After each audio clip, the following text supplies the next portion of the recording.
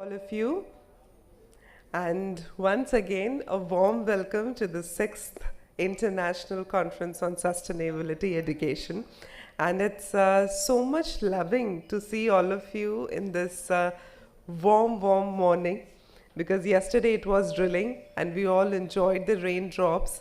But today, yes, we are all going to enjoy this, I can say, a little warm day than yesterday. Yeah.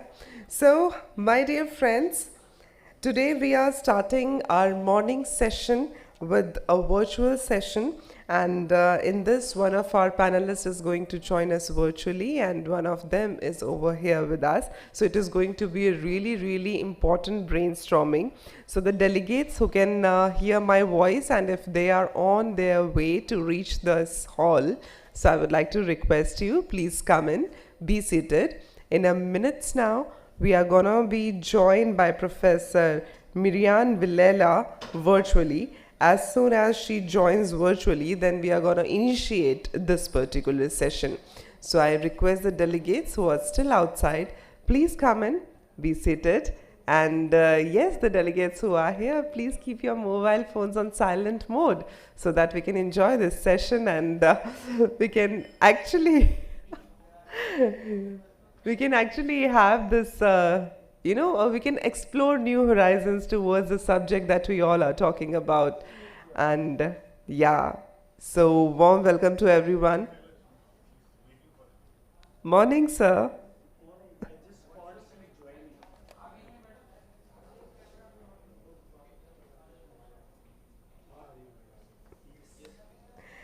Okay, so friends, this session is going to be Sustainability Samvad. So it is going to be really interesting because we are going to have the conversation with sustainability leaders. And we have a leader amongst us physically and a leader amongst us virtually. So let me please invite that sustainability leader on the stage. He is here with us. With your round of applause, I would like to invite Founder Director CEE Ahmedabad, Shri Kartikeya Sarabhai. I invite you on the dais, sir. Let's have a huge round of applause for the welcome. It's a morning session. Let's warm up. Welcome, sir. And also we are joined by Professor Mirian Vilela, Executive Director, Earth Charter, Costa Rica. And she's joining us virtually, so we welcome you, ma'am. And she has joined us, so can we see her on the screen? May we please have the dignitary on screen?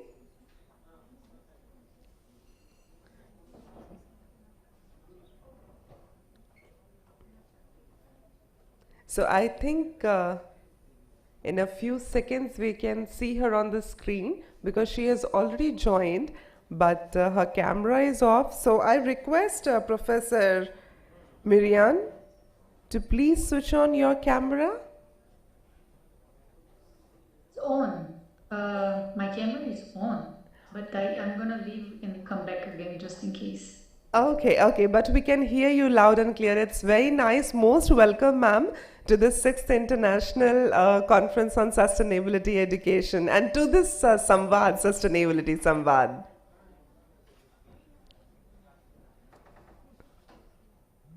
So most welcome, ma'am. And I would now like to hand over the mic to Shri Kartikeya Sarabhai because he is going to have this conversation with our other dignitary who is yet another sustainability leader. So, sir, over to you now.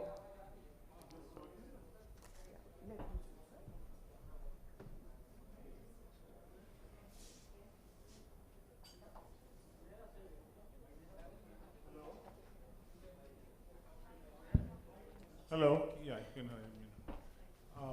Can we see Miriam? No, she's not. She's kept it on, she says. But if they put the screen on, then we'll see whether she's there or not. She said that she's going to leave and come back again. Yeah, so that's what she's doing. I think leave it like this just now. I think this is better. Miriam, can you hear us? Hi. Hi, Miriam. And it says she's on mute. Mirian, you're on mute. You're on mute. Yeah. Hi. Hi. So Mirian, we are I early can morning here. I can hear you, and I'm sorry for a reason you were not able to see me, but here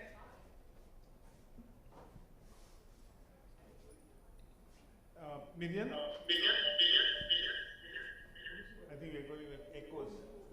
Can we keep the dual screen mode? Can we please have the dual screen mode over there? Yes. Two screens where we can see both the speakers. Yeah. Seems better, otherwise it seems like Yeah. yeah, I think it's better. My computer was not working for some reason. I mean, the camera in my computer. Hope you can see. Yeah, I can see you. I'm pleased to be here. Greetings from Costa Rica. It's 9:30 here on the previous day. Yeah, and it's 9 a.m. here. Mirian, let me just start by congratulating you on the recent SOCA Global Citizen Award. And I think this, for those who know Mirian, this is a well-deserved award for many years of work on the Earth Charter. For those who are not very familiar with the Earth Charter, this was a charter which originally was slated to come out in the 1992 Global Earth Summit, and then people were so scared, I suppose, Mirian, you can add to that, but people were, especially America and other countries, didn't want an ethical framework to guide their thinking, and it was a great leadership among various leaders, and at a time, Mirian, when there was no internet, to be able to have a global consultation and to come out with a draft was a remarkable achievement. And we'll ask Mirian to say a few words about that. And then finally, in the year 2000, the Earth Charter was launched at The Hague in the Netherlands. And I'll ask Mirian to just say a word, Mirian, before about the Earth Charter. Mirian? Hi, can you hear me? Yes, very clearly. Good. So thank you so much. I'm pleased to be here in joining you. Kartikeya is, of course, very much part of the Earth Charter movement and initiative. Not only Kartikeya, but CEE too. And many people have contributed in many different ways. And indeed, the Earth Charter was drafted throughout the decade of the 90s, and it was launched in June 2000. After years of multicultural, multi-sectoral consultation and dialogue, trying to answer the question of what could be our common values and principles that could guide humanity towards a more just, sustainable and peaceful world. So that question basically was kind of the main driver for years of consultation and dialogue, bringing together experts in international environmental law or theologians and faith leaders from different faith groups, indigenous groups, also in the voice of youth and women, etc. So it kind of was a quite rich dialogue around that question over years, trying also to dig on what are the existing principles that we could find available in existing international instruments that could be or should be brought into the Earth Charter. So the result is basically a very comprehensive instrument. The Earth Charter is the result of this consultation and drafting, participatory drafting process over the decade of the 90s.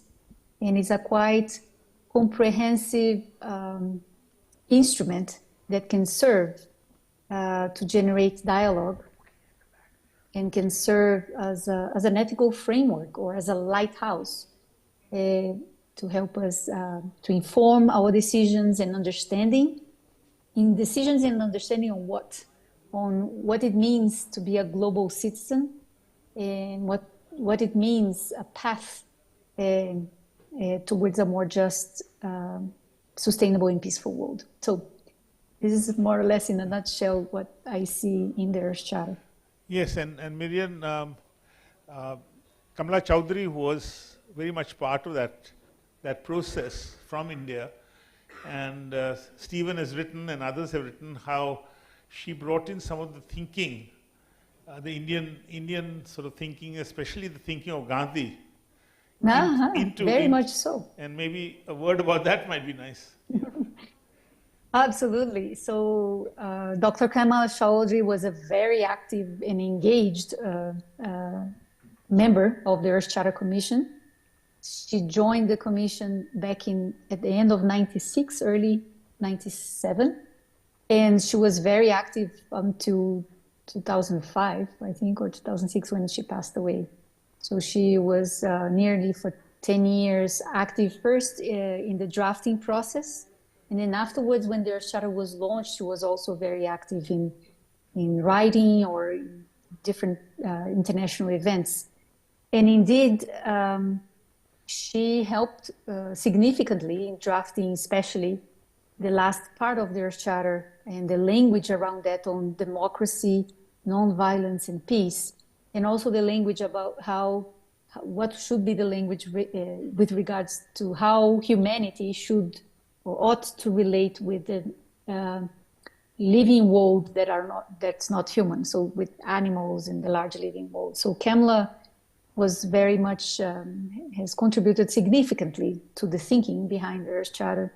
But also I remember Karan Singh contributed significantly also in the decade of the 90s, and a few other people, obviously, from India during the drafting and consultation process. And which is one of the reasons also why the Earth Charter, in many ways, also resonates with much of the thinking in India on how human beings relate to nature, how we think about violence and non-violence, how we think about waste and other things. And you will find a remarkable match.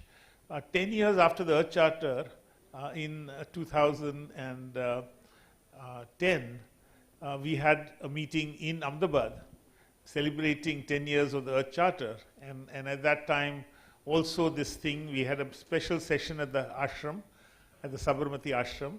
And beautiful session where we could echo the type of views. Miriam, we've been discussing since yesterday about the triple planetary crisis and what is greening education, what goes into it. And while, of course, there is information and there is action and there are a number of other components, skilling, it was very clearly underlying that unless values and ethics become a part of people's thinking, just information, science is not enough. And I think Earth Charter is perhaps the best formulation of what are sort of global values which are required for a sustainable planet. And I think maybe you could say a little bit about how you see the importance of values in the whole process of environmental or climate change education, how you see that as a central thing. Mm-hmm. Well, I think we move very much by how we are informed by our values.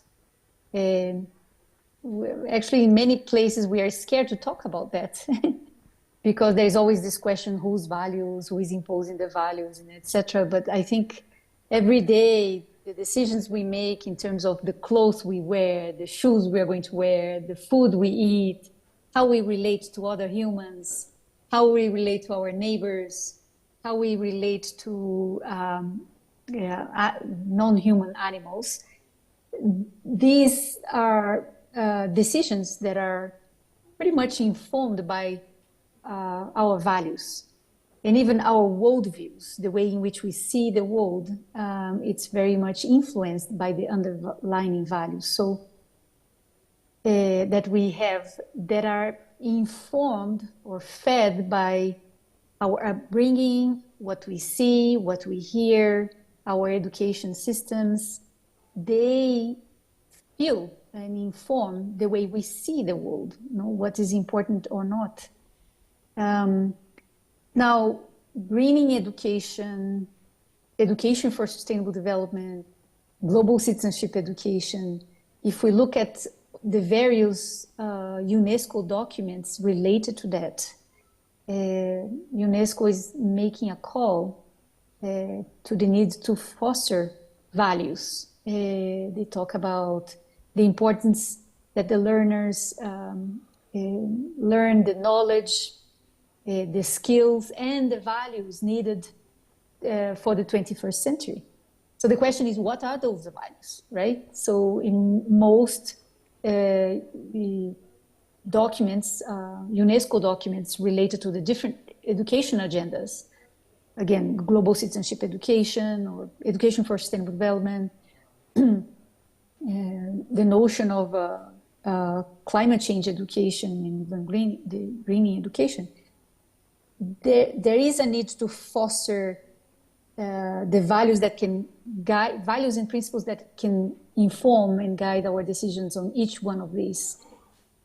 But it's often something that it's a little difficult to grasp for some and therefore put aside, although it appears in most UNESCO documents on this education for change. But I think it, of course, from my perspective, I believe it's central. So not only education is a main driver for social change, but also values-based education is a main driver for social change in a way that it helps us to expand and awaken our sensitivity and understanding of things and our deep sense of responsibility and care for the large living world. So, Mirian, you've had a newer initiative of reaching out to schools, Earth Charter schools, and how do schools become a part of that movement? And can you tell us a little bit about how you're reaching out to schools? Of course. Sorry, I'm holding my mobile here because the computer was not working. Schools. Okay, so when the Earth Charter was launched in the year 2000, from the outset, there was a conversation on the importance of using the Earth Charter as an educational instrument to spark dialogue, to generate dialogue, as an educational instrument to inform a vision around sustainability that is centered that is not anthropocentric, but it's more life-centric or ecocentric, which is a vision that is clearly articulated in the Earth Charter. So from the outset, there was a conversation on the importance to use the Earth Charter as an educational instrument, not to impose on people to learn the Earth Charter by heart, but to use it, again, to expand dialogue and understanding, to question our assumptions, and etc.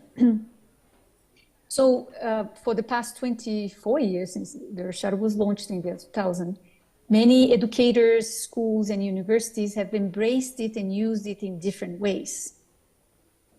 And we have actually intentionally, at the beginning, not generated a single recipe of how to use the Earth Charter, because we thought, 24 years ago, that there could be many ways in which the Earth Charter could be used as an educational instrument. So that was the understanding, which I think it's quite good in the sense that there was not one single formula or one single recipe for that.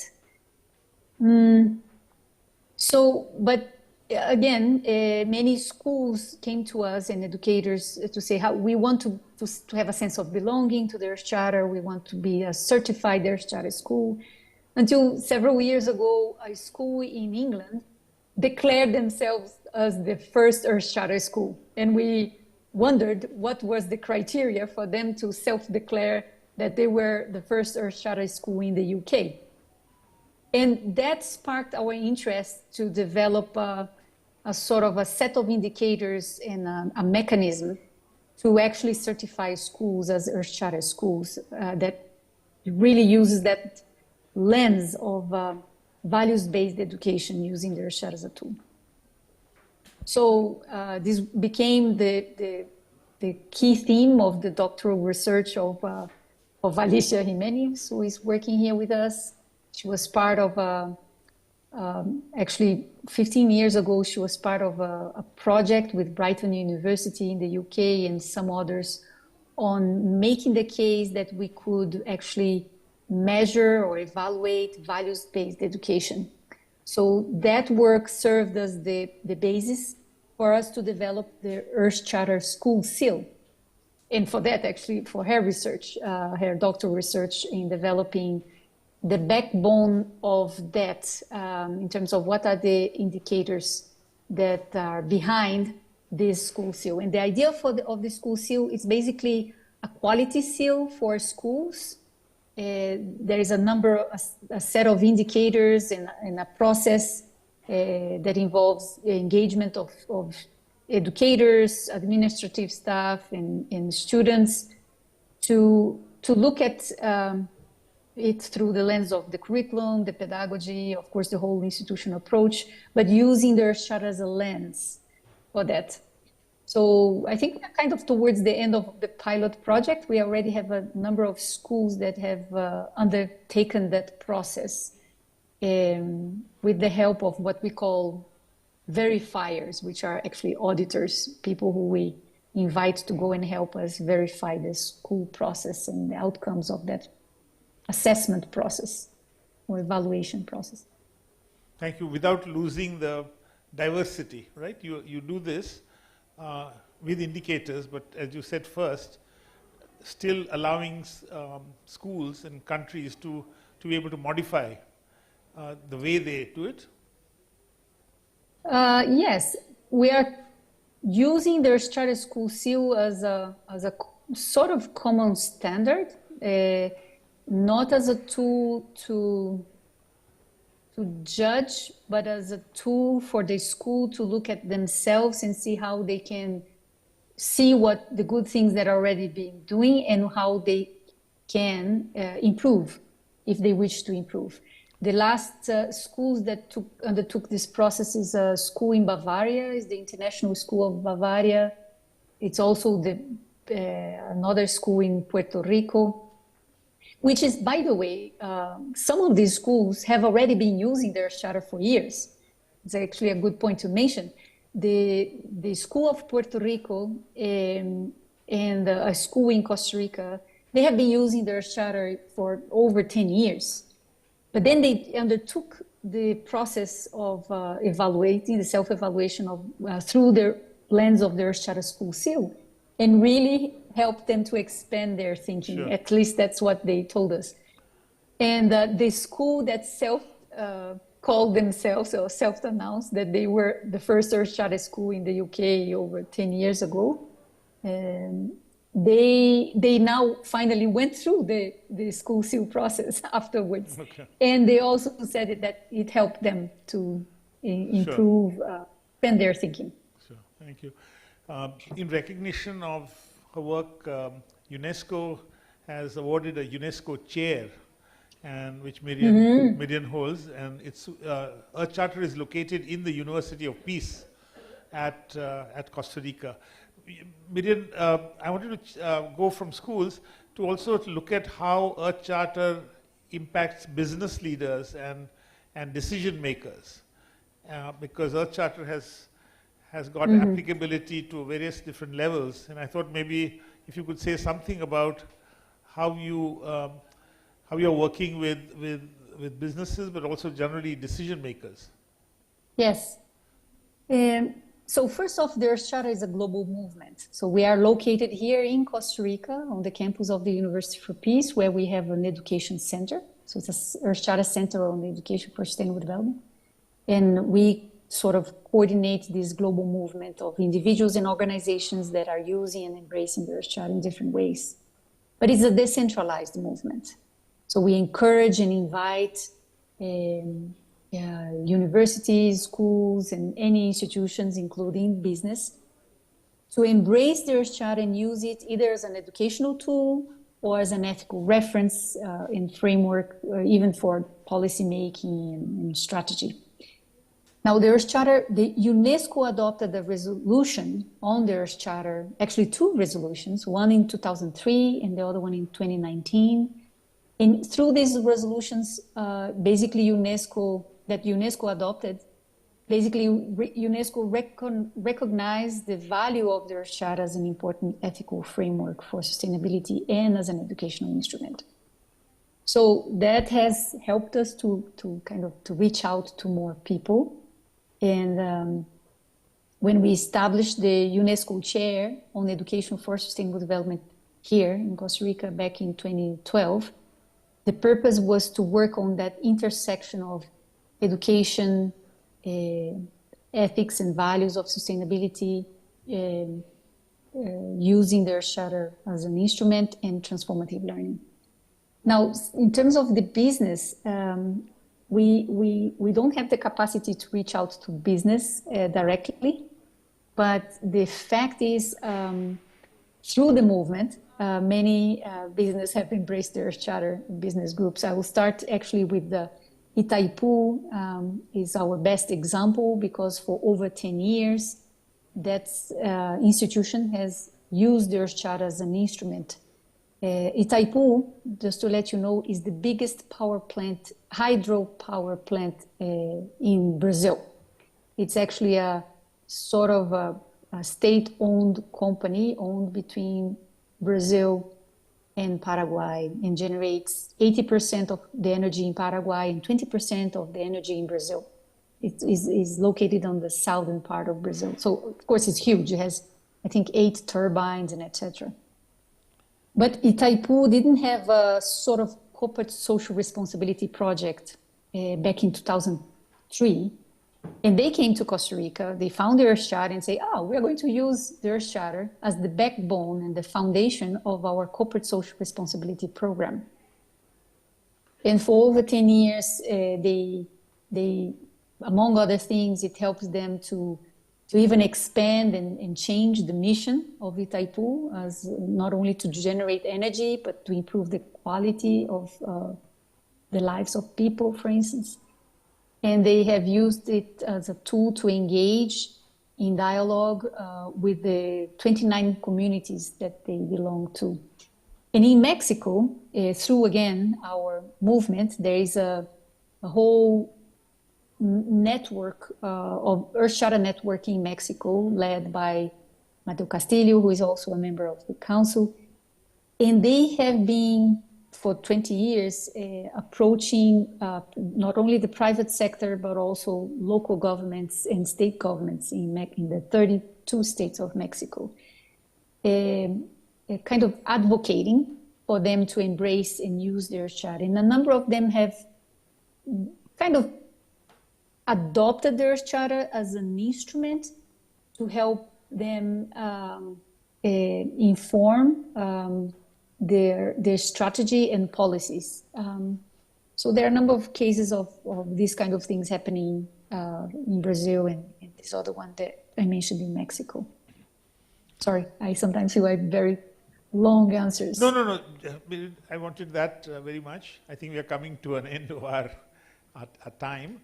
But I think would like to tell people who have actually not seen the Earth Charter or not read it, that please do so.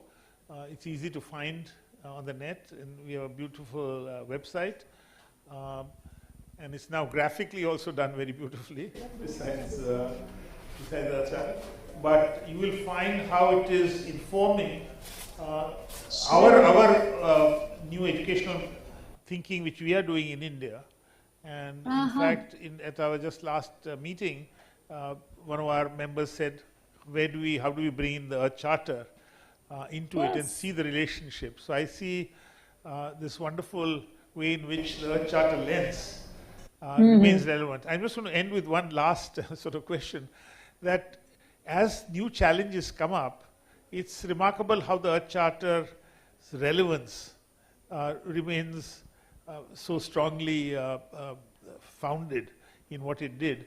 do you see that there are issues which new values are required, or are you, do you see it as something which will continue to guide us as it is, and then?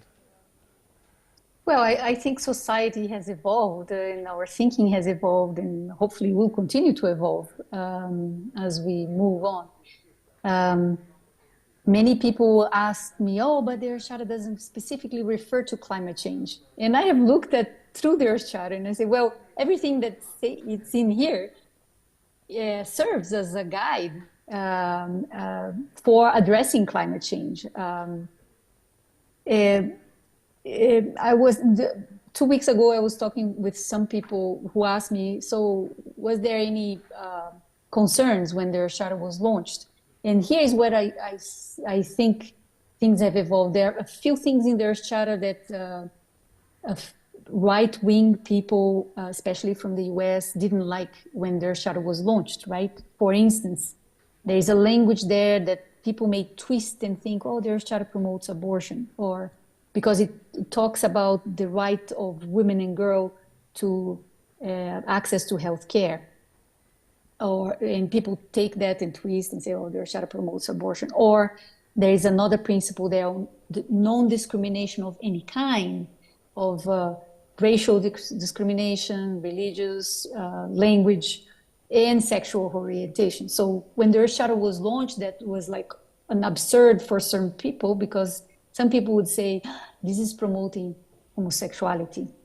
Now, 24 years later, I see that the world has evolved, and things that 24 years ago was kind of ahead of its time, it's kind of more accepted nowadays, but just bringing back as I can remember, how people would be a little scared of some words that are in the Earth Charter, because it is very strong in aspects of non-discrimination, in the life-centric approach, rather than a more anthropocentric approach. So I think it's still, the document is certainly still very relevant. We have not, obviously, it's an aspiration because the world hasn't achieved all these values and principles.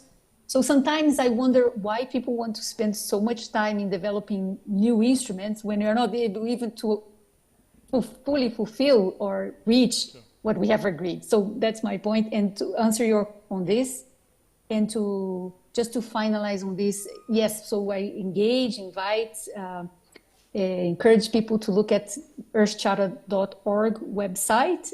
We have a lot of resources. We have a magazine. We have a number of a huge library and bibliography, and a podcast where we have an interview with you, Kartikeya, and a number of experts in transformative learning, education for sustainable development, with a dialogue trying to find synergies and linkages among different education for change efforts, but also how the Earth Charter can be used as an instrument into that.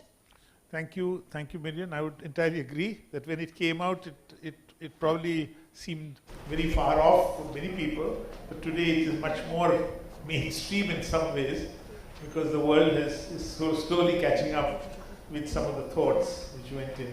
So I've handed back to the compere. Yeah, thank you so much, sir. It was really wonderful to have you, ma'am, and Kartikeya, sir. It was really a thought-provoking discourse you people brought in front of us. So thank you so much for joining us.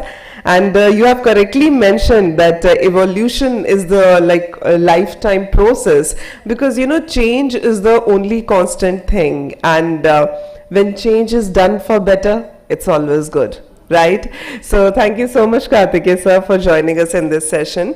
And now we are starting with our special plenary 6. In this session, we are going to